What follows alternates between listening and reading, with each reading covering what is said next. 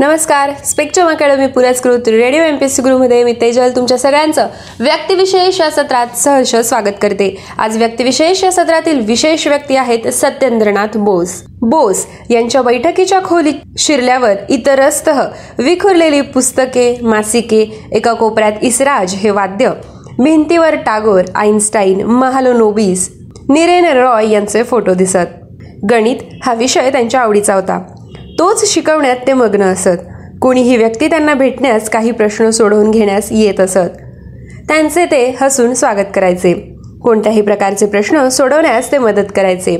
प्राध्यापक बोस हे जेवढे उच्च कोटीचे शास्त्रज्ञ होते त्यापेक्षाही जास्त ते एक महामानव होते. प्राध्यापक सत्येंद्रनाथ बोस यांचा जन्म 1 जानेवारी 1894 रोजी कोलकाता येथे झाला. यांचे वडील सुरेंद्रनाथ बोस हे एक धार्मिक वृत्तीचे गृहस्थ होते. आई एक आदर्श स्त्री होती. घराची आर्थिक परिस्थिती चांगली नव्हती. त्यांची स्वतःची प्रकृतीही बरी राहत नसे. तरीही घराची जबाबदारी ते चांगल्या रीतीने पाहत असत. त्यांनी जीवनातील उच्च मूल्यांची जपणूक केली होती. 1915 सत्येंद्रनाथ यांनी मिक्स्ड मॅथमॅटिक्स किंवा गणितीय भौतिकी या विषयात 92% गुण मिळवून MSc ही पदवी संपादन केली. ही एक सर्वोत्कृष्ट कामगिरी होती. त्या काळी विज्ञान या विषयात पदवी मिळाल्यानंतर उच्च दर्जाचे जीवन जगण्याची संधी कमी मिळत असे. त्यामुळे बहुतेक विद्यार्थी आवड असले तरी विज्ञान हा विषय सोडून देत असत. काही विद्यार्थ्यांनी मात्र या विज्ञान विषयातील आपली आवड जपत अभ्यास सुरू ठेवला होता. त्यांच्यामुळेच भारत देशात विज्ञान या विषयात काही मोलाची भर घातली गेली. Sir C.V. रामन त्यापैकी सुप्रसिद्ध झाले. Sir C.V. रामन, सत्येंद्रनाथ बोस व मेघनाथ सहा या विद्यार्थ्यांना सर आशुतोष मुखर्जी यांचे योग्य मार्गदर्शन मिळाले होते. त्यांनी युनिव्हर्सिटी कॉलेज ऑफ सायन्सची स्थापना केली. 1915 प्राध्यापक सत्येंद्रनाथ बोस, M.N. शहा तसेच घोष यांची व्याख्याता म्हणून तर C.V. रामन, P.C. रे यांची प्राध्यापक म्हणून नियुक्ती केली. ते स्वतः गणितीय भौतिकी विषयावर व्याख्याने देत असत. प्राध्यापक बोस व प्राध्यापक सहा यांचे मुख्य काम जरी विद्यार्थ्यांना शिकवण्याचे होते तरी त्यांनी विषय चांगला शिकवला जावा या दृष्टीने विषयाचे गहन अध्ययन करणे व नवीन कल्पना सुचवण्यासाठी संशोधन करण्याचे ठरवले. त्यासाठी बोस यांनी त्या विषयाच्या श्रेष्ठ निपुण अशा लेखकांची पुस्तके वाचण्याचे ठरवले. त्यांनी शास्त्रज्ञ गिब्स व प्लॅक यांची पुस्तके वाचण्याचा विचार केला. त्या काळी विज्ञान विषयाचे पुस्तके अथवा इतर लेखन फ्रेंच व जर्मन भाषेत होत असे. मग बोस यांनी जर्मन व फ्रेंच भाषेचा अभ्यास सुरू केला. त्यांनी या भाषा सहज आत्मसात केल्या. काही युरोपियन भाषेतील कवितांचे बंगालीमध्ये भाषांतर केले. कोलकाता विश्वविद्यालयाच्या ग्रंथालयात त्या काळी विज्ञान विषयातील ज्येष्ठ निपुण लेखकांची पुस्तके उपलब्ध नव्हती. बंगाल इंजिनिअरिंग कॉलेजमधील प्राध्यापक डॉ. बुहल यांच्याकडे अशी उत्तम पुस्तके होती. ते अभियांत्रिकी भौतिकी हा विषय शिकवत असत. बोस आणि सहा यांनी डॉ. बुहल यांच्याकडून पुस्तके आणून अभ्यास सुरू केला. आईन्स्टाईन यांचे सापेक्षता या विषयावर आलेल्या लेखांचे बोस यांनी इंग्लिशमध्ये भाषांतर करणे सुरू केले.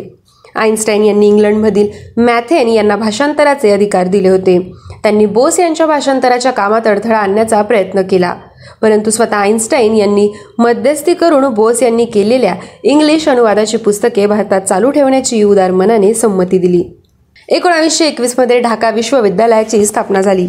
उपकुलपती डॉ. हार्टिग यांनी विज्ञान विभागाची चांगल्या प्रकारे स्थापना व्हावी म्हणून बोस यांना रीडर म्हणून नियुक्त केले. बोस यांना संशोधन करण्याची नेहमीच इच्छा व आवड होती. त्यांनी सहा यांच्यासोबत 1918 बोस अँड सहा इक्वेशन ऑफ स्टेट ऑफ रॉसेस हा कायनेटिक थिअरी ऑफ गॅसेस या विषयातील शोध निबंध लिहिला. तो इंग्लंडच्या फिलॉसॉफिकल मॅगझिनमध्ये प्रसिद्ध झाला. बोस यांनी 1919 2 आणि 1920 2 असे शोध निबंध प्रसिद्ध केले. 1924 सहा आणि बोस यांची ढाक्यात भेट झाली.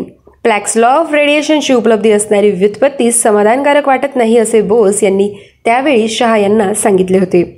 1924 बोस यांनी प्लॅक्स लॉ ऑफ रेडिएशनची व्युत्पत्ती स्वतःच्या नवीनतम पद्धतीने केली. या प्रक्रियेमुळे भौतिक विज्ञानात नाविन्यपूर्ण क्रांतिकारक अशा कल्पनेचा उदय झाला. हा शोध निबंध त्यांनी फिलॉसॉफिकल मॅगझिनकडे पाठवला.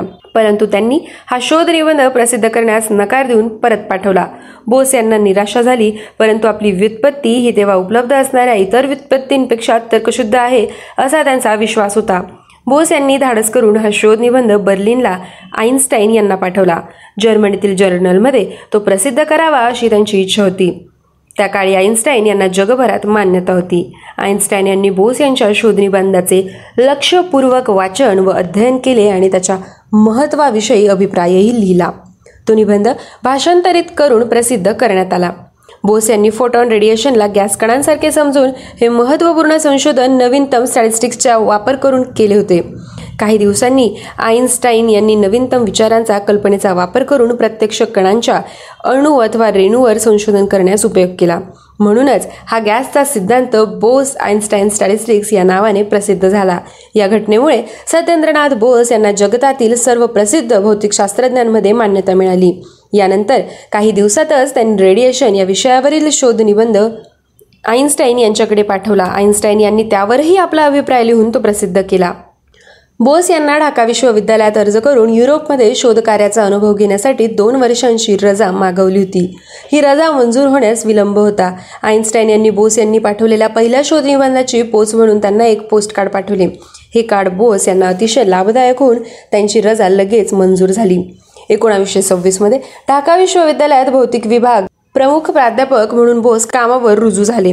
सुमारे 25 वर्षे ते या पदावर होते. त्यांचे सहाध्यायी, त्यांचे विद्यार्थी तसेच पूर्व बंगालच्या जनतेस त्यांच्याविषयी आदर व प्रेम वाटत असे. 1945 मध्ये ते कोलकाता विश्वविद्यालयात भौतिक विज्ञान विभागातील खेरिया या प्राध्यापकांच्या जागेवर नियुक्त झाले. 1956 मध्ये ते कोलकाता विश्वविद्यालयातून निवृत्त झाले व शांतिनिकेतन येथे आले. रवींद्रनाथ टागोर यांनी लिहिलेले विश्व परिचय नावाचे पुस्तक बोस यांना समर्पित केले होते. 1958 मध्ये ते कोलकात्याला परतले. त्याच वर्षी त्यांची नॅशनल प्रोफेसर म्हणून नियुक्ती झाली. या पदावर ते 16 वर्षे म्हणजे 1974 मध्ये त्यांचे निधन झाले तोपर्यंत होते. सत्येंद्रनाथ बोस यांच्या बालपणी बंगालमध्ये देशाच्या स्वातंत्र्यासाठी चळवळी सुरू झाल्या होत्या. स्वदेशीची लाट पसरली होती. त्यांच्या जीवनावर राजाराम मोहन राय, बंकिमचंद्र, स्वामी विवेकानंद यांच्या देशभक्त विचारांच्या शिकवणीचा प्रभाव होता. त्याचाच परिणाम म्हणून सत्यवाद आणि ज्ञानप्राप्तीची तीव्र लालसा हे गुण त्यांनी अंगीकारले. तंत्रविज्ञानात मोलाची कामगिरी करून देशाच्या जनतेला त्याचा लाभ मिळवून द्यावा असे त्यांचे विचार होते. 1947 मध्ये बंगालची फाळणी झाली. त्यामुळे त्यांच्या हृदयाला वेदना झाल्या. गणित व भौतिक विज्ञानाच्या विश्वात अशी निरर्थक विभक्तता नव्हती आणि त्यांचे मन त्यामध्येच रमत होते. त्यांना त्याचे समाधान होते. काव्यावर त्यांचे विशेष प्रेम होते. संस्कृत, बंगाली, इंग्रजी, जर्मन, फ्रेंच, इटालियन भाषेतील ज्या उत्कृष्ट कवितांमध्ये मानवीयतेचा भाव असे त्या त्यांना आवडत असत. भूतलावर जेवढे मानव होऊन गेले त्यामध्ये गौतम बुद्धांविषयी त्यांना सर्वात जास्त आदर होता. आधुनिक भौतिकी विषयातील सर्वश्रेष्ठ शिक्षक तरी होतेच, परंतु मानवतेच्या दृष्टीने त्यांचे व्यक्तिमत्व अतुलनीय होते असे ते सर सी.व्ही. रामन आणि आईन्स्टाईन यांच्याविषयी म्हणत असत.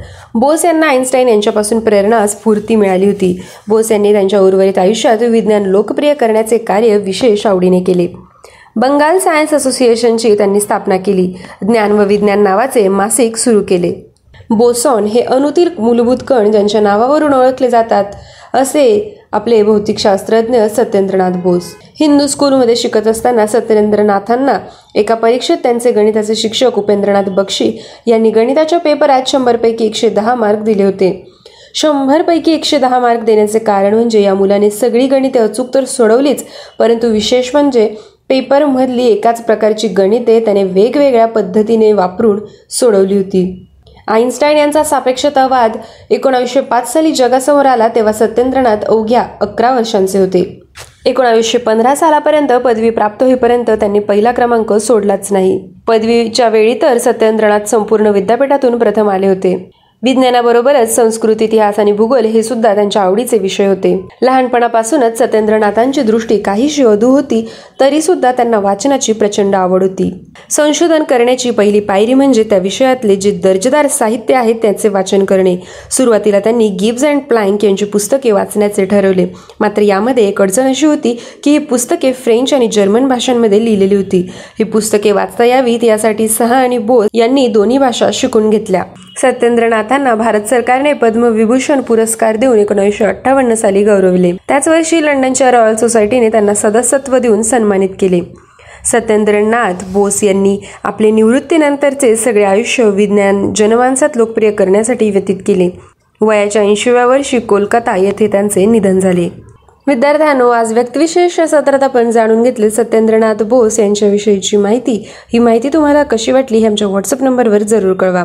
त्यासाठी आमचा व्हॉट्सअप क्रमांक आहे 8698869880 अर्थात 8698869880. असेच रोजचे व्यक्तिविशेष हे सत्र ऐकण्यासाठी stay tune to radio MPSC Guru, spreading the knowledge, powered by Spectrum Academy. धन्यवाद.